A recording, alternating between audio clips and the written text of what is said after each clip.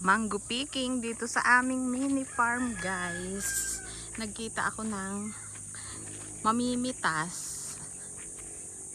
Ayan, may isa na pala siyang napitas. Ito pwede Ay, ito?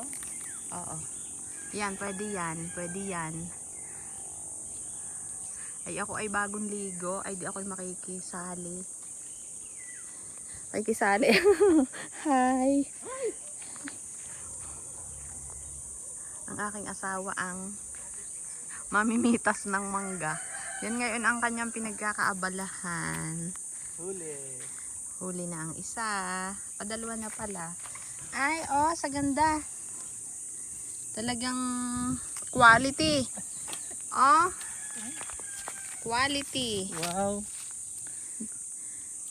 Gulang Ay, na. pag-amoy pa siya eh. Amoy maganda na. Amoy manibalang na. Ayun pa. Ay, Magulang. ito? Magulang. Gulang na ito? Parang hindi, Hindi oo, pa. parang hindi. Ito. Isang ito. Ayan, ayan, isa. Huwag mo lampasan. Ayan, yan yung nasa kahoy. Ito? Yan. O ito? Pwede din yan. Ako yung tagapili. At may sadyang I love you tree. Yan, patatlo na ito, guys. Kita nyo naman ang mangga dito sa aming mini farm. Ay, quality quality. Oh, hindi pa namin yan binalutan.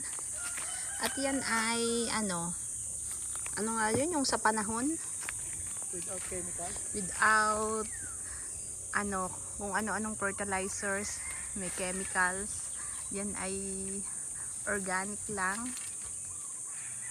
Medyo pausok lang, ganon. At dahil nga mataas, uy, hinog na ah. Dahil nga mataas, kailangan ng sungkit. Isang puno pala ang yung aming Alin pa? inaanuhan. Okay na ba to? Parang hindi pa masyado.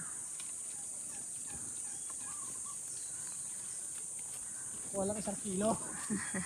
Kukuha lang daw kami ng 1 kilo. Ito, isang ito. Pampaalis ibig. Ito. Ano? Pwede na siguro. Kung hindi, isusuka natin sa isda. Op, patingin. May IC.